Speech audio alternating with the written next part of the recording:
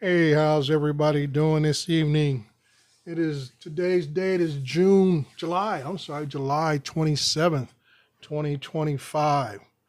Want to say hello to everyone in the chat, including Captain Joe America, who tried to jinx my show and stuff. So I was giving him a hard time. That's okay. As always, Marines overcome and adapt. I don't adapt and overcome. I overcome, then adapt. So how's that, Captain Joe? But I'm glad for those that are here and those who may be on their way. I appreciate you guys stopping by. As always, I think we got a little extra time today because I don't think Paul Wedgenbig is coming on tonight. I didn't see any advertisements for his show. So we're going to be able to take our little bit of time. I can talk a little slower and really dig deep in what we're going to cover. As always, we're going to cover two main topics today based upon what is happening at the federal government. There's been a lot of confusion from those in the drone community and basically those in the drone community kind of sending out a mixed message. I don't want to say it's misleading, but it's like anything else. If you don't pay attention and really figure out what is going on, you're liable to get the story not correct, not straight. And that is what has happened here of late, is that I believe some people have taken the headlines that have been coming out and they've been kind of piecing things together that don't go together. You know, it's just like trying to, somebody said Wedge and Big Show is on tonight, but I'm the host. Okay, thank you, Dominic. So I will keep my normal pace and respect your time slot. Thank you for letting me know. I didn't see a posting for his show, so I wasn't sure. But thank you for letting me know that information. So those who, like me, who usually a frequent visitor to the Paul Wedge and Big Show on YouTube, and usually comes on, which would be 5 o'clock my time. I believe it's 8 o'clock on the East Coast time. His show will go on, but Dominic Northside Hawk from the land down under will be hosting this evening. So that's awesome that we can pick up the baton when one of us may have a conflict in our scheduling. I appreciate that. And big thanks and thumbs up to Dominic for his readiness to step up to the plate, because I know he's done this for other people also. Well, so like I said, well, let's get into it. On earlier this month, I should say, this month, there were information that came out regarding the verbiage of digital flight authorization. This is not a new term per se. All right, it's not a new term. Digital flight authorization first came about, I'm going to say it's been around for a while, but the first time it was used in legislative language was when Lance or Lank, how you want to pronounce it, was being implemented for drone operations.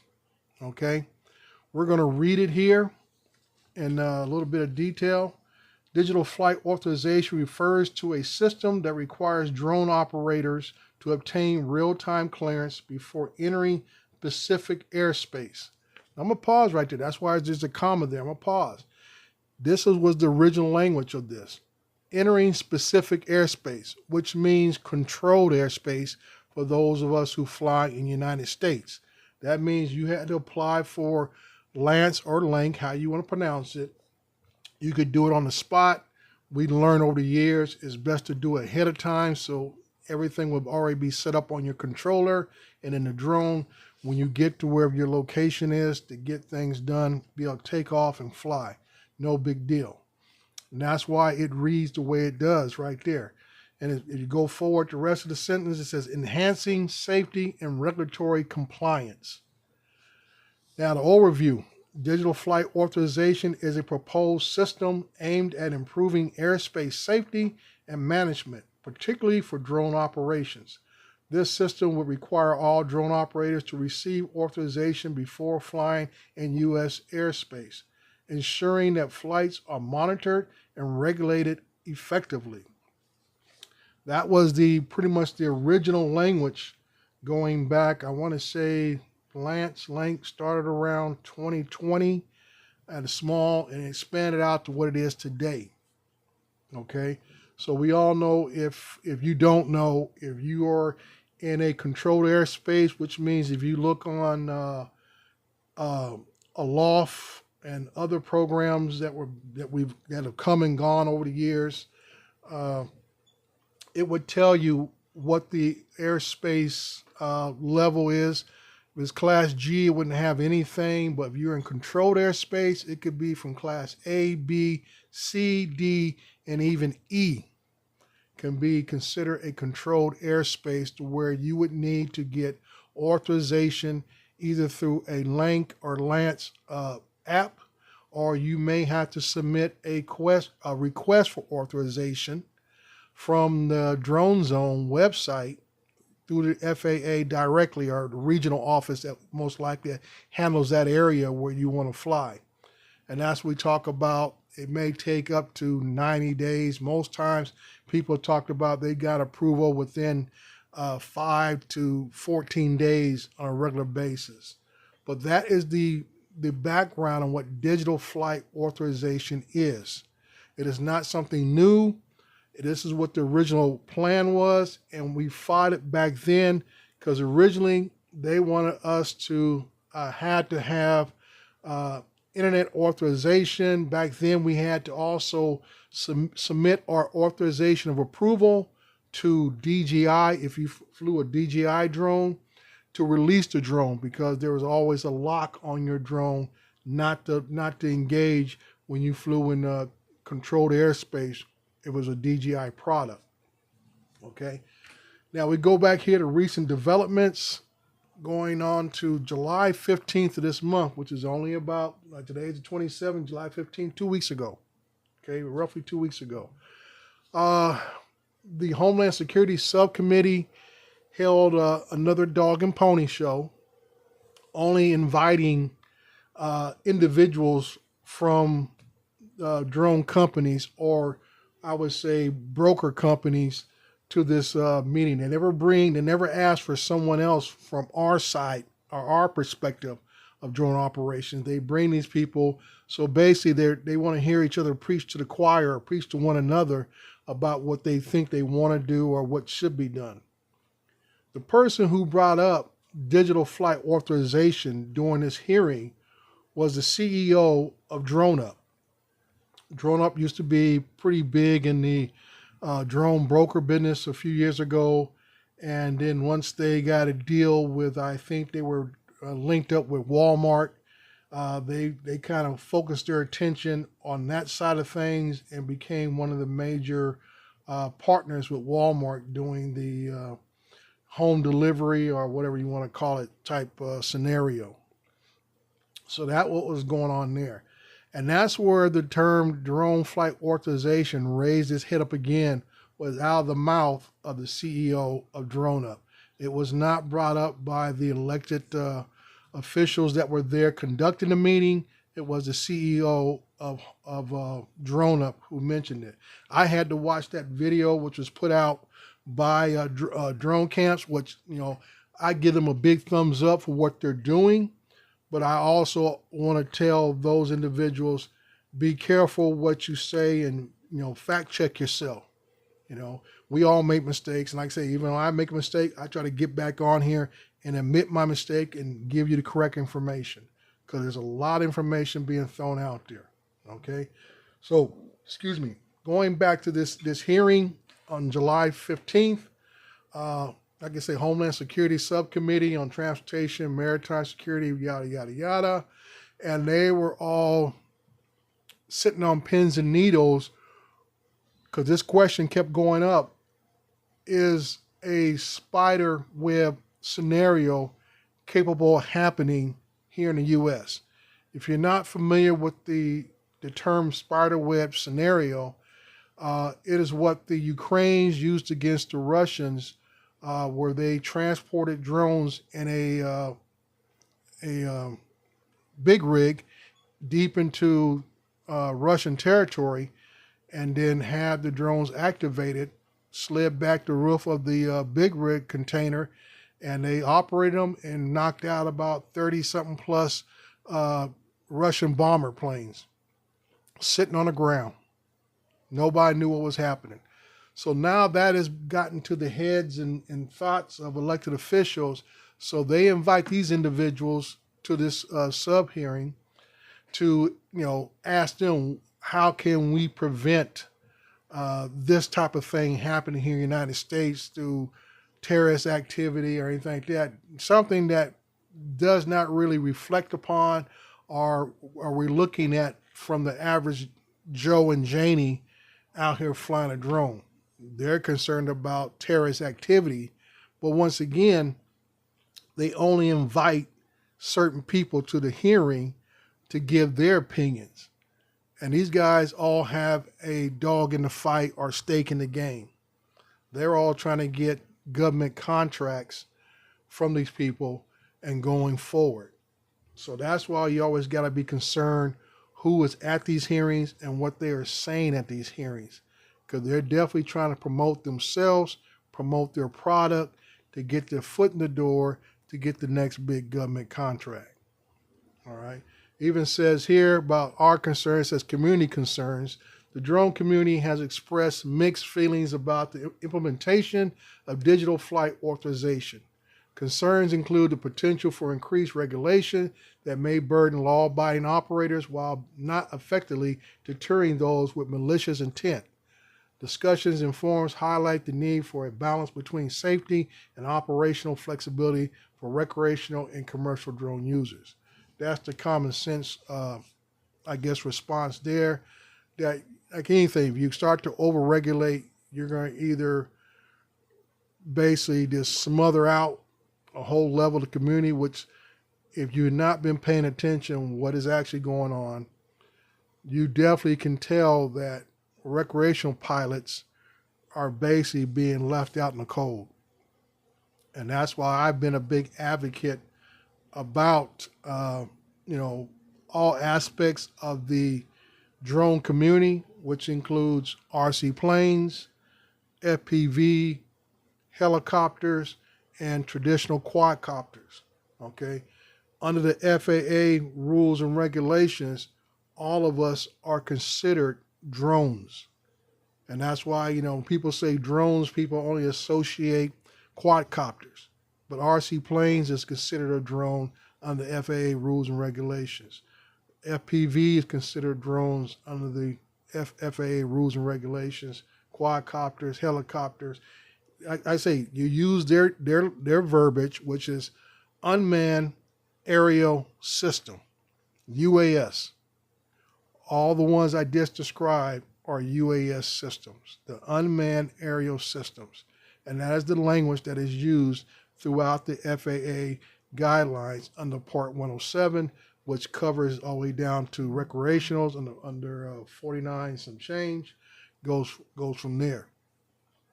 But that's the first part of all this, is that people have been put this out. There's been a little bit of back and forth online between certain individuals. And I'm just trying to, let people know, be aware of who says what, so you understand the context of what was being said and how it was meant to be taken. Like I say, when I hear and watch the elected officials bring up DFA, digital flight authorization, then we have a real concern. But anytime I hear private industry individuals saying that, oh, we need this in America today, I guarantee you it's because they want to be the ones providing that service. They want to be the one controlling it and everything else, which we already have. Like I said, a loft is one I've used in the past. It used to be Before You Fly. It used to be Drone Up. Actually had their app years ago. All of them all went by the wayside. And like I say, they don't do this all out of the kindness of their heart. A lot of the old companies that were part of the original Lance or Lank system, one, I think it was, I forgot the name of them, AirMap.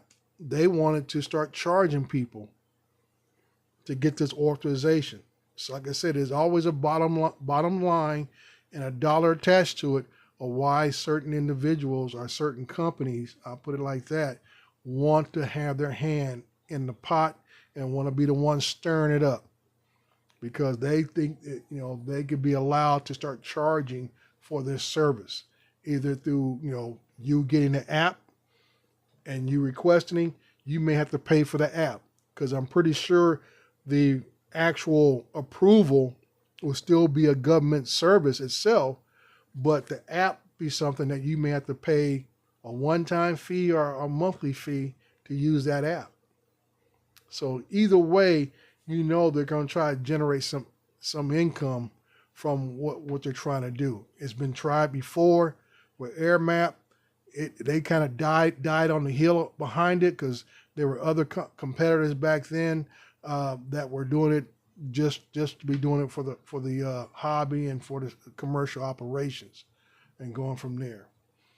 So let me slide back here a little bit and check the chat, see who else has came in since I've been running my mouth. We got Time to Fly Al, Digital Demon Justin, Northside Hawk, Off Axis, Horatio, James Becerra, and we got here Waypoint New England, Sunstar. Good to have you guys in. Ken Fix Stuff, Jim's Droning. Okay. So we got a few folks in here right now.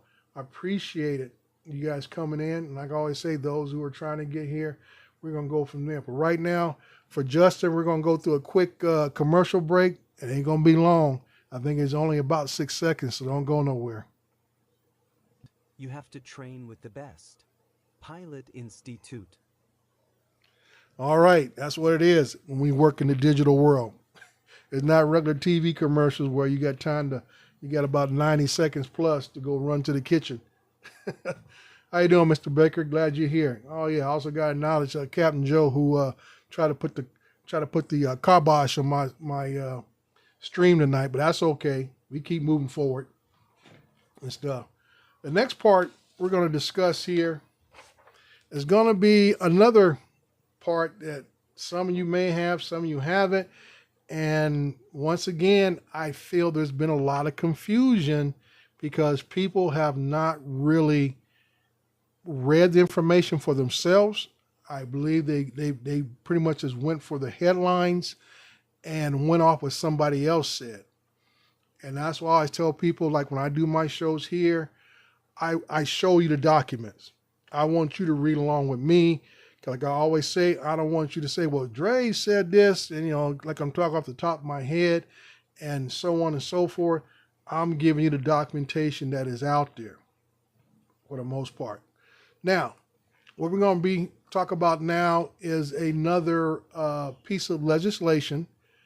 It was brought up recently also, talked about also around the same time. I think it was almost 2 days after the last one, the 17th of this month. I remember looking at it, and it's H.R.3334.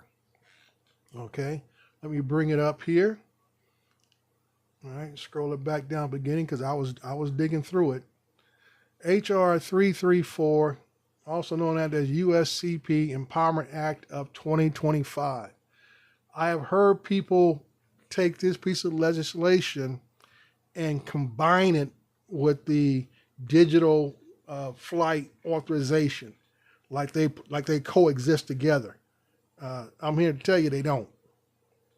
These are two separate entities by themselves. This, if you look at the language here in HR 334, USCP stands for United States Capitol Police. And you look at the next word, it's Empowerment Act.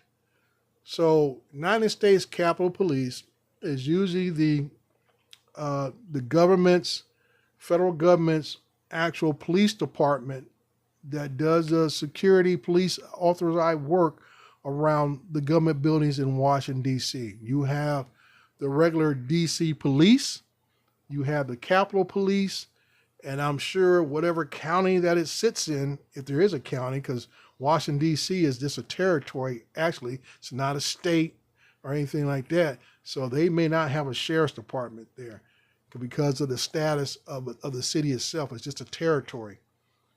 So let's go down here. Within the first line here, it says this bill was actually brought up May 13th, 2025. Okay, came through the Congress, and it tells you Mr. Crane for himself, Mr. Perry, Mr. Moore of Alabama introduced the following bill. Let me bring us both up here so we can all read it together. Okay. Following bill, which was referred to the Committee on House Administration in addition to the Committees on Transportation and Infrastructure of the Judiciary for a period to be subsequently determined by the Speaker in each case for consideration of such provisions as fall within the jurisdiction of the committee concerned. I tell you what, whoever writes these things are excellent writers, dude. They put so much flowery language that doesn't mean a whole lot of nothing. Was they could have said, hey, we got this bill here. We want to give the Capitol Police Department some more authority involving drones. Instead of all this other flowery stuff that doesn't mean a whole lot of nothing. Like I say, you got $5 words that have nickel meanings. Okay. Like I say, a bill to authorize the United States Capitol Police to take action with respect to threats from unmanned aircraft system. Didn't I just talk about that? Unmanned aerial systems, aircraft system, and for other purposes. Okay? I'm not going to read everything here because it has a bunch of this flowery language about police boards and all this kind of stuff. We're going to get down to the nitty gritty. What is happening here is making something official in law for the Capitol Police. Most of you know that the White House has special law enforcement agents along with Secret Service who do surveillance above the White House itself. Capitol Police, who usually do most of the security work or whatever the case may be for the Supreme Court, for the House of Representatives and the Senate, and a couple other DC buildings, they handle that. What they're giving here is, in this legislation piece, is they want to be able to give the Capitol Police the authority to use anti-drone equipment, to take control, to isolate or actually take down unmanned aerial systems that violate the airspace near these buildings in Washington, D.C. Those of you who may not be familiar, Washington, D.C. is probably one of the largest no-fly zone areas in our country. There might be a couple others that I'm not aware of, but I know Washington, D.C. is pretty hard to get authorization. I mean, not that it's impossible to get authorization to fly, but you definitely got to write out a very compelling story with your authorization request. And this is one of the things you just can't get through Lance or Lank. You actually would have to submit this through the drone zone, and you would need pretty much a compelling story to identify the exact location, the exact time, all the safety measures that you're going to be having take place while your drone is in the air. So they're in the Washington, D.C. area. So what this piece of legislation is, basically, in a nutshell, they want to be able to give the Capitol Police Department the tools to use anti-drone equipment to take down any threats they deem necessary. Another place that does this already, Las Vegas is another location. The Strip is a controlled airspace. It's not actually a no-fly zone, but it is a controlled airspace. Once again, you can get authorization to fly the Strip through drone zone and be able to fly it. But even when you get authorization, do not be surprised if a couple of folks in black and whites or blue, and I think their colors is blue and white there in Vegas, pull up on you and ask you for identification and ask you for your authorization. Because they simply, like I say, it is hard to determine who the good guys are and who the bad guys are. They ready to go and approach you off the bat. And that may happen within minutes of you taking off. We have had stories of people at the Formula One race there in Las Vegas get approached within a couple minutes. There have been other people trying to fly the Raider Stadium and the Strip itself, and they get caught up real fast in Vegas. I believe there's another place I don't have around the top of my head that is also operates the same way, but I believe there are going to be more and more law enforcement departments who, especially in cities that have large events like Vegas, the Strip is considered a large event area with all the hotels and everything else. Plus now you got the new stadium, and now they're talking about building another stadium not too far from the Raider Stadium for the A's. So they'll be able to get approval for this type of security measures. So I believe with their forward thinking that this will take place in probably areas like New Orleans, because they happen to have a lot of activities there with Mardi Gras activities that go on yearly. Uh, New Orleans is always a place for either collegiate college sports take place at, and also they have professional. Even though they play inside a dome, it's the amount of people that come around that activity. Just like last year, they had the guy who drove through the crowd, things like that. They want to be able to say, you know what, we can eliminate one threat by taking out or taking control of a drone that has entered our area that we don't know who it is. So, like I say, this is something I see. I don't have a real problem with this because of the behavior of too many people in the last several years. And the common theme is these individuals who, one, don't take the trust test, two, don't get themselves or the drones registered, three, they operate their drones recklessly and they have caused incidents. Everything from the wildfires here in California where I live at, through just recently down there in the flooding in Texas where a guy takes out one of the rescue helicopters. And the story is always the same. It's somebody who has no real education about drones, never bothered to check for TFRs or restricted airspace altogether, or controlled airspace, and they just throw it up and go about doing what they want to do. Or I always say, I imagine somebody probably wants to be a hero and say, hey, I went and found some people, pat me on the back. I helped out. And I always tell people, if you're interested in those type of activities, want to help out with rescue operations and everything else, there are groups out there that you can join and get the training to work with them in the case of a natural disaster, a man-made disaster, whatever the case may be. You can go out there and be a part of that team. Because no matter what's going on, when you're in that type of environment, you got to have coordinated efforts, coordinated communication, so you don't have incidents of drones flying into other manned aircraft, putting them at risk, putting whatever they're doing at risk. Like I say, in the fires in LA area, it took out a super scooper. It was grounded for several days till it got repaired. Same thing here. It didn't say there was hardly any damage to the helicopter in Texas, but they had to ground it to do safety checks. So it was down for several hours or maybe a day or two. Those are potential lives that could be lost because they didn't have those different things available to them. So this is what this is. When you hear people talk about the H.R.3334, this is primarily talking about the Capitol Police. It is not the Capitol Police and other law enforcement agencies. This is specifically for the Capitol Police. And that's what I'm saying, that people have been trying to stretch this across the nation, are trying to put together with other regulations. I said, no, this is something just for the Capitol Police to work with. And that's why I don't have a problem with it.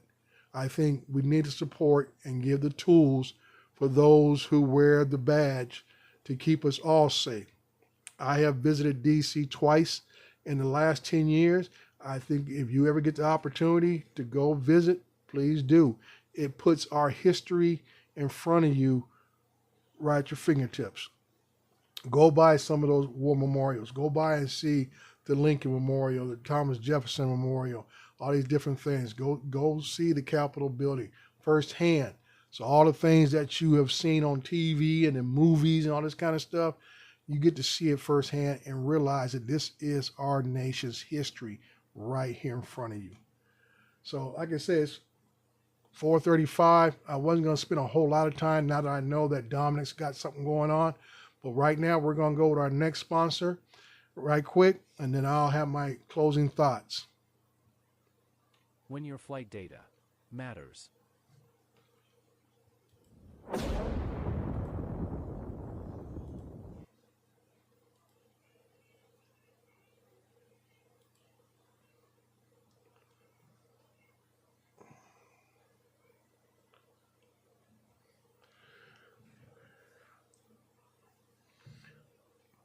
All righty.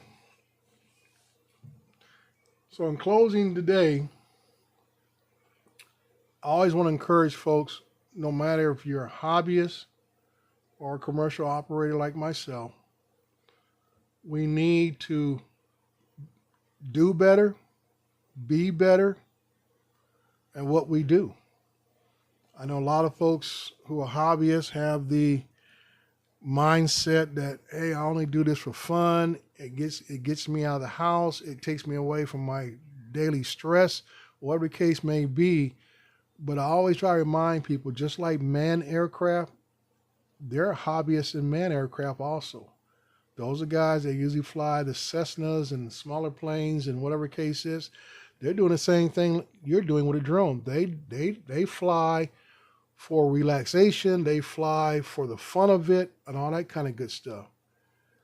The difference is they understand what they're doing is a profession.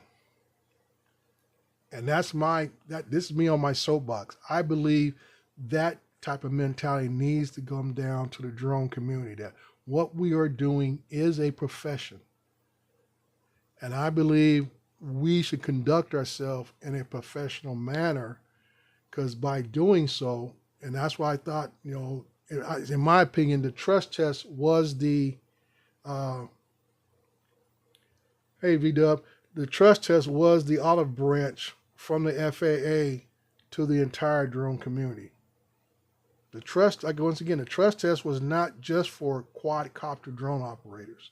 The trust test is for RC plane flyers.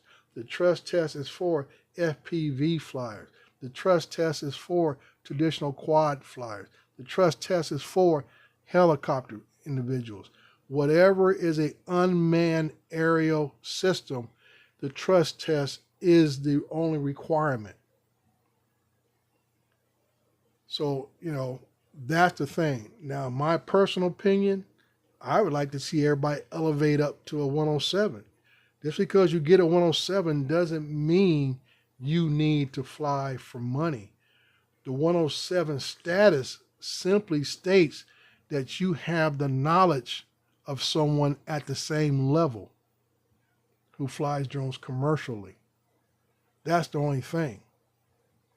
And the reason why I advocate for that type of stuff, because when we see people fly private planes, do we get all nervous and stuff and say, that guy may crash? Even though we hear about crashes all the time, we hear about private aircraft. Some private plane, a guy built in his garage, crashes right after takeoff. Things like that. We hear about it all the time, crashing in neighborhoods and stuff. We had one in San Diego just recently and stuff. I'm like, wow. But you don't hear the people in Washington jumping up and down talking about we got to have stricter regulations, because they already know those type of pilots are already held to a very high standard. Okay? They're already held to a high standard. We as drone operators, currently today, the perception about us is that we're unprofessional and we have no standards. And that's why there's so much fear from the public and from elected officials about what we can do, or other words, what's the potential of what we can do. And that's what's sad. I feel we need to up our game a little bit, become more professional. So when someone sees me out flying, they know, hey, that guy's flying a drone. He must be XYZ qualified to fly that drone. And I equate that to people who drive commercial vehicles. You know, same thing. Everybody can get a driver's license. You know, and like I say, anybody can go get a commercial license. Doesn't mean you need to go drive commercially, but we all have a certain thought process when we see those big rigs on the road and everything else, that these guys are professional drivers, highly trained in what they do. Especially you see the ones with the placards who have the hazmat endorsement. You see the guys with the big long tanks, they have the tanker endorsement, all this kind of stuff that gives them the higher level qualifications. And we as other regular drivers on the road, we have to respect that. So this is just me talking. I've been beating this drum for the last 6-7 years about this, because I have foreseen or foresaw back then, 2019, 2020, that there were going to be several regulatory moves to put us in a corner. A lot of other people said, "Oh, don't worry about it." And I always say, when somebody tell you don't worry about it, that's when you need to start worrying. Hey, Lens Capture Tom, how you doing? Cool cat, good to see you here.